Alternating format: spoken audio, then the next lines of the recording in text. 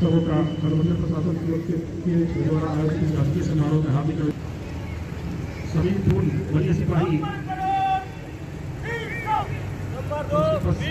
धीरे धीरे दस्ता वाहन धीरे धीरे बढ़ता हुआ प्रोजेक्ट कन्या विद्यालय के छात्राओं के समीप से गुजरता हुआ कस्तूरबा आवासीय विद्यालय की छात्राएं करिश्मा कुमारी के नेतृत्व में तैनात तैयार निरीक्षण के लिए डीएवी स्कूल का निरीक्षण का नेतृत्व कर रहे मोहम्मद दरियान खान,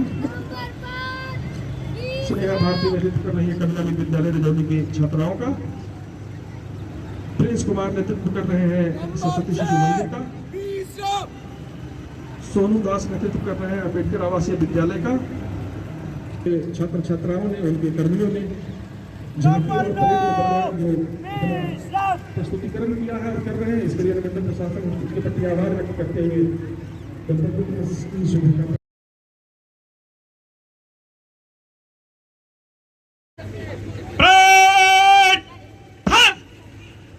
समाज में सामान्य तौर पर इस तरह की घटनाएं होती हैं, खबर आगे बढ़ेगा।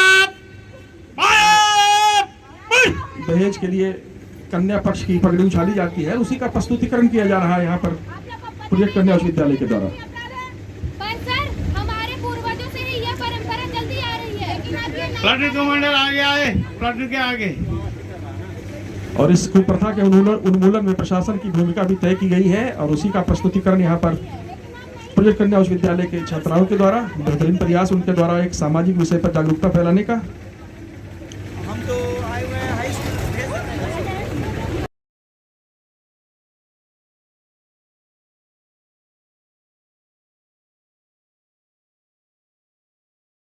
सभी सम्मानित अतिथिगण, पत्रकार बंधु तथा रजौली मंडल के सभी नागरिकगण का हार्दिक अभिनंदन करता हूं तथा हार्दिक बधाई देता हूं।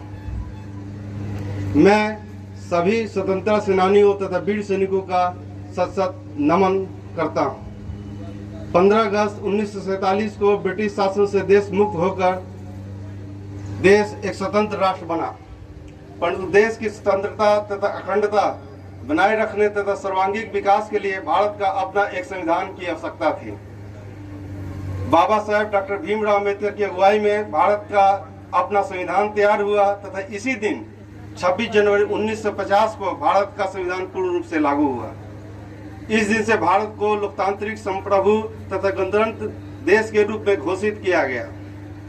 आजादी के पश्चात हमने गरीबी, अशिक्षा, सामाजिक आर्थिक पिछड़ापन एवं असमानता, खाद्यान्न की कमी, आतंकवाद, पड़ोसी देशों के द्वारा थोपा गया युद्ध इत्यादि जैसे तमाम चुनौतियों का सफलतापूर्वक सामना कर विश्व पटल पर एक सशक्त राष्ट्र के रूप में हम उभरे हैं।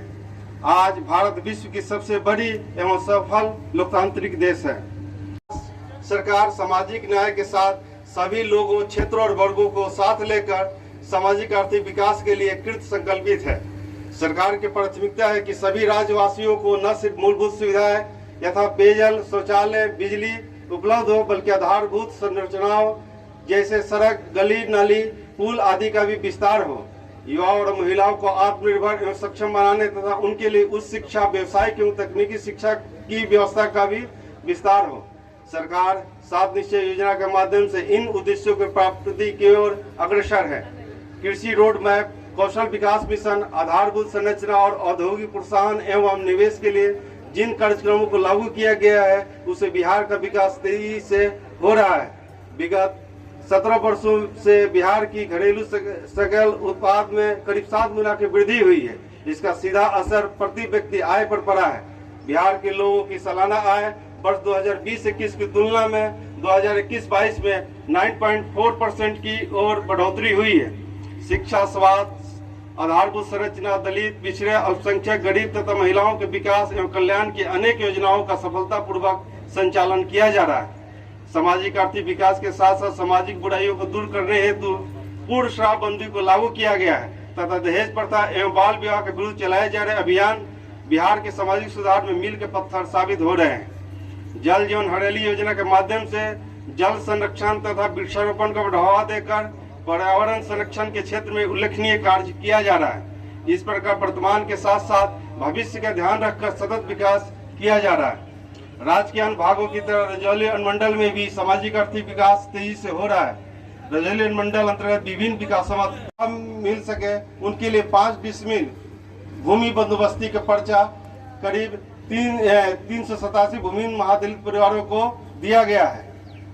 मुख्यमंत्री ग्रामीण पेयजल निश्चय योजना के तहत 1240 वार्डों में नल का जल उपलब्ध कराया गया है तथा छूटे हुए घरों को आच्छादित करने का कार्य किया जा रहा है। मुख्यमंत्री वृद्धजन पेंशन योजना, लक्ष्मीबाई विधवा पेंशन योजना, बिहार निःशक्तता पेंशन योजना तथा अन्य पेंशन योजना अंतर्गत कुल 1,02,625 वृद्ध विधवा तथा निःशक्त व्यक्तियों को पेंशन के रूप में डीबीटी के माध्यम से आर्थिक सहायता प्रति माह प्रदान किया जा रहा है।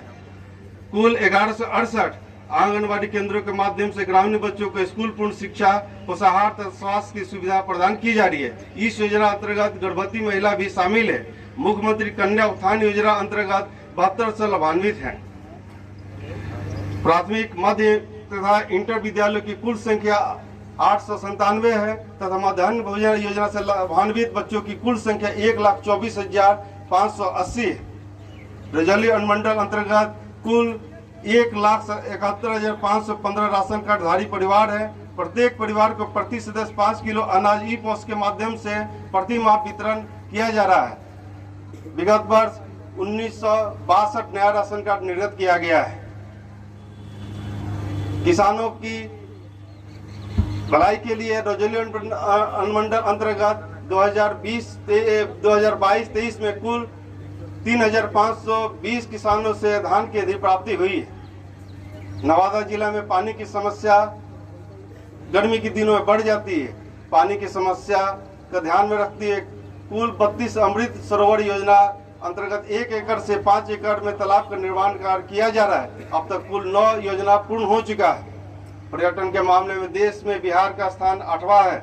रजौली का भौगोलिक तथा प्राकृतिक परिदृश्य पर्यटन के विकास के लिए अनुकूल है। कोकोला जलप्रपात, कोल महादेव, पिपरा तथा फुलवड़ी जलाशय के इर्द गिर्द पर्यटन की अपार संभावनाएं हैं तथा इन स्थलों को विकसित करने हेतु विस्तृत कार्य योजना पर कार्य किया जा रहा है।